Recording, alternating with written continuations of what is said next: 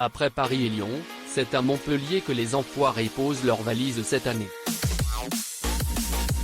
Alors que la série de concerts devait se jouer à guichet fermé, les dernières mesures gouvernementales liées à l'épidémie de Covid-19 ont contraint la troupe à enregistrer le spectacle sans spectateurs, une fois de plus.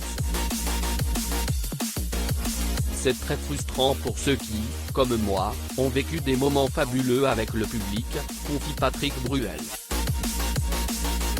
Mais aussi très frustrant pour les nouveaux arrivants à qui on vend le public comme une entité très importante des Restos du Cœur.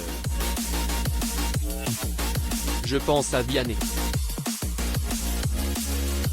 Ça fait 2 ans qu'on lui dit tu vas voir, le public est dingue, et qu'il ne le connaît toujours pas. Les spectateurs ne seront pas les seuls grands absents de cette édition 2022, intitulée Sur un air d'enfoiré. En effet, qu'ils soient positifs au Covid ou cas contact, de nombreux artistes ont été contraints d'annuler leur venue à la dernière minute. C'est le cas de Christophe Maé, Jennifer, Claire Keim, Jeff Panacloak, Carla Bruni ou encore l'invité d'honneur Jane Birkin. De son côté, Michael Youn a eu la mauvaise surprise d'être testé positif à son arrivée à Montpellier, juste avant le tournage.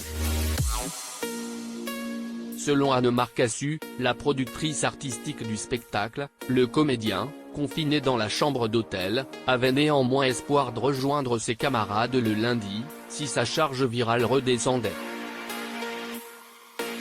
À lire également Muriel Robin balance sur les enfoirés, pendant que tout le monde buvait des coups, moi j'étais toute seule à écrire pour pallier à ces absences, une salve de petits nouveaux vient grossir les rangs des enfoirés, l'astronaute Thomas Pesquet, la gagnante de The Voice All Stars Anne Silla, Joyce Jonathan, Jérémy Frérot et Camélia Jordana.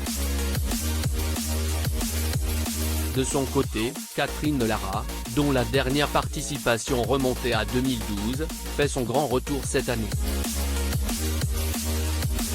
Elle va notamment partager un duo avec un autre violoniste de renom, Renaud Capuçon. Sur un air d'enfoiré est diffusé ce vendredi 4 mars 2022, à 21h10 sur TF1.c.